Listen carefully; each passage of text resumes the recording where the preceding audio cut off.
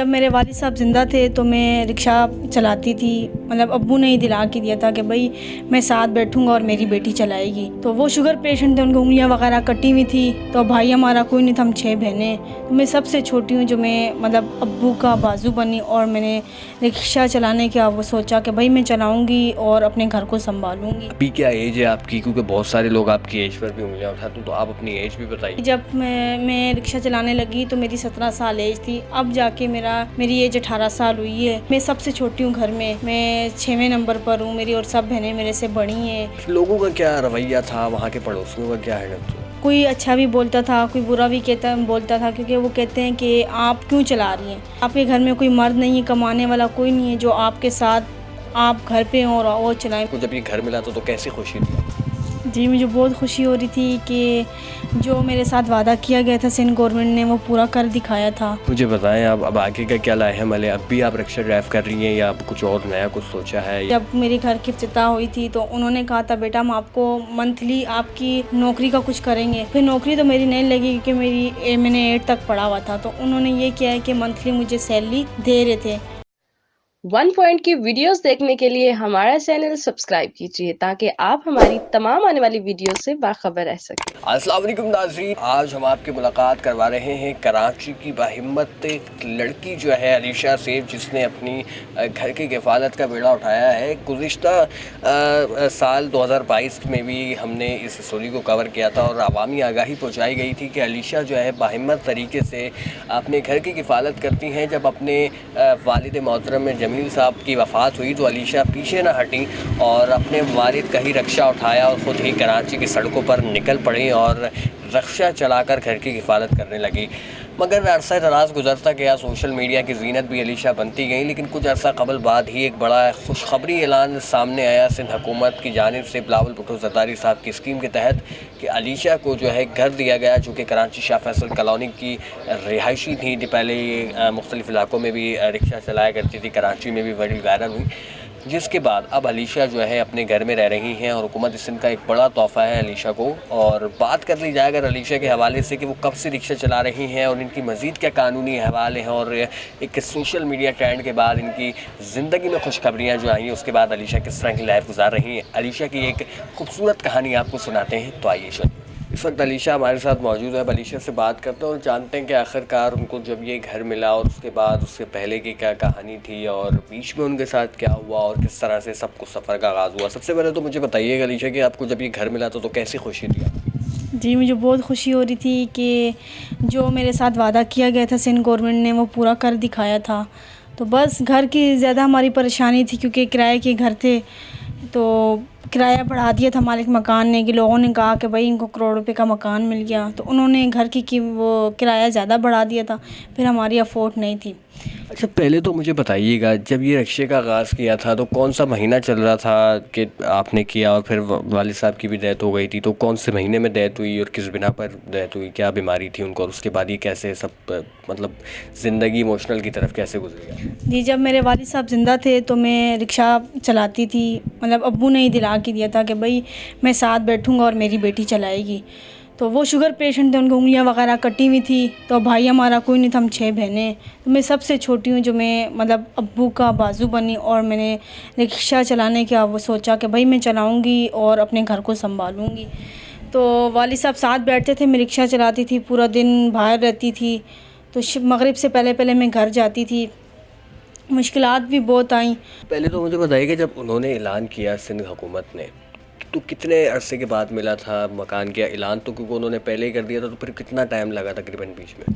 جی بس بہت ٹائم لگا، 8-9 مہینے لگے ہیں، جو انہوں نے بولا تھا کہ بھائی بیچ میں تھوڑی پریشانی ہے، پہلے مجھے کرنگی میں دیا تھا تو کرنگی والا کینسل کر کے تو پھر مجھے یہ اشارہ فیصل والا دیا ہے، کیونکہ ہمارے ساتھ جینٹس کوئی بھی نہیں تھا، میری امی اور میری بڑی بہن اور میں تھے، تو اس وجہ سے ہم دور نہیں رہ پا رہے تھے، تو انہوں نے پھر یہ گھر پلاٹ لیا، اس کو بنا کے پھر ہمارے ہینڈ اوور کیا۔ مجھے بتائیں پھر سندھ حکومت کے لیے کتنی آپ کی دل سے دعائیں نکلتی ہیں کہ انہوں نے ایک کہاں سے آپ کو کہاں تک پہنچایا، جس کی سب سے بڑی امید تھی آپ کی وہ پوری کر دی انہوں نے اپنا گھر؟ جی بالکل، سن 2022 میں میری نیوز چلی اور سندھ گورنمنٹ نے میرے ساتھ رابطہ کیا، نواب علی وسان سر نے، فیاض جتوئی سر نے، کہ بیٹا ہم آپ کو گھر پہلے پلاٹ ڈھونڈیں گے شارع فیصل کے اندر اور آپ کو پھر بنا کے دیں گے۔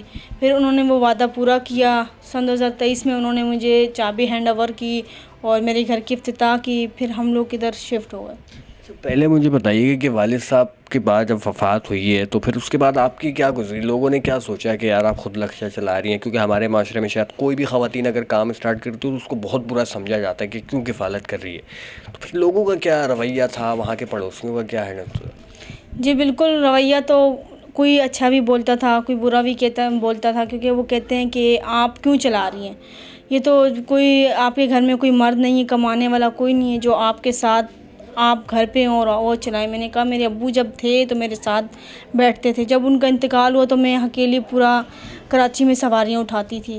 تو بس جیسے ہمارے ساتھ اللہ تھا اور اللہ نے ہماری سنی ہے، تو بس یہ آج اس مقام پہ پہنچوں کہ مجھے اللہ نے اپنے سر کی چھت دے دی۔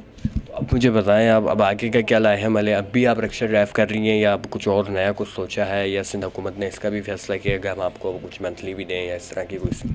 جی بالکل، نواب علی وسان سر نے نوکری کا اعلان کیا تھا جب میری گھر کی افتتاح ہوئی تھی، تو انہوں نے کہا تھا بیٹا ہم آپ کو منتھلی آپ کی نوکری کا کچھ کریں گے۔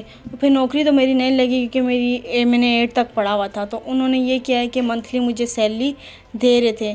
تو اب جا کے نواب علی وسان سر نے کہا کہ بیٹا ہم آپ کو کوئی اچھی نوکری پر آپ کو لگا دیں گے اور آپ کے گھر کا گزارا چلتا رہے گا۔ اچھا مجھے بتائیں آپ لوگ کتنے بہن بھائی ہیں اور کتنے مطلب میرڈ ہیں، اور آپ کیا ان میرڈ ہیں یا میرڈ ہیں؟ جی میری 4 بہنوں کی شادی ہوئی ہوئی ہے، ابھی ایک بہن کی شادی ہے میرے سے بڑی ہیں، ان کی ابھی 4-5 مہینے بعد ان کی شادی ہے۔ بس ان کی شادی کے لیے بھی پریشان ہیں، کیونکہ اللہ نے جو ہماری سب سے بڑی پریشانی تھی وہ ہماری گھر کی تھی، اللہ نے گھر ہمیں دے دیا۔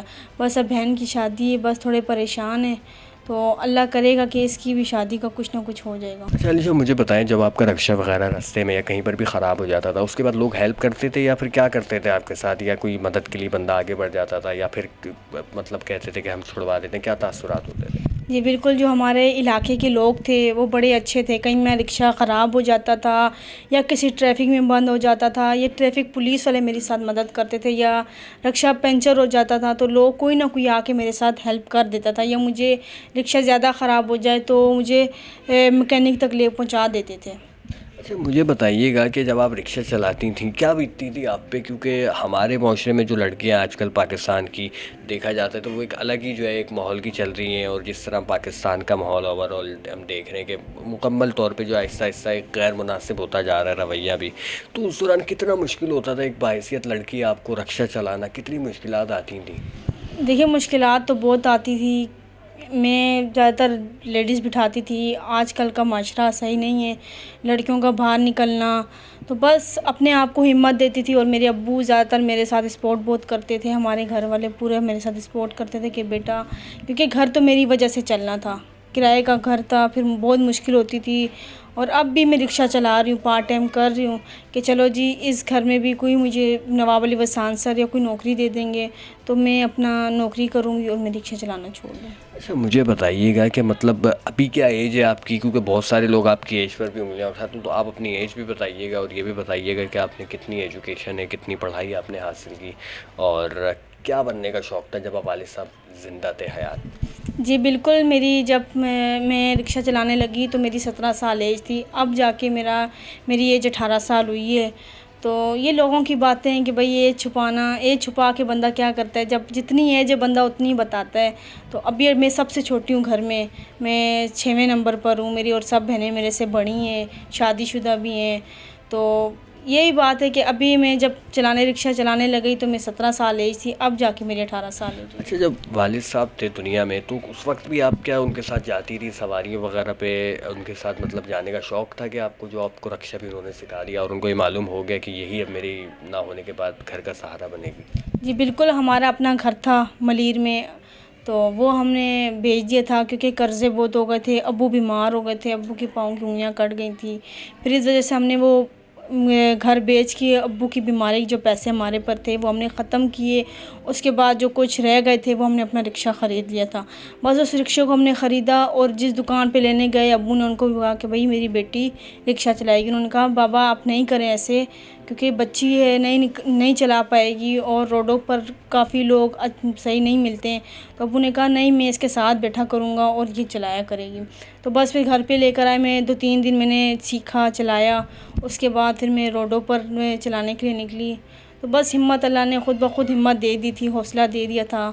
تو بس اپنے کو خود مضبوط کر کے میں رکشہ چلاتی رہی.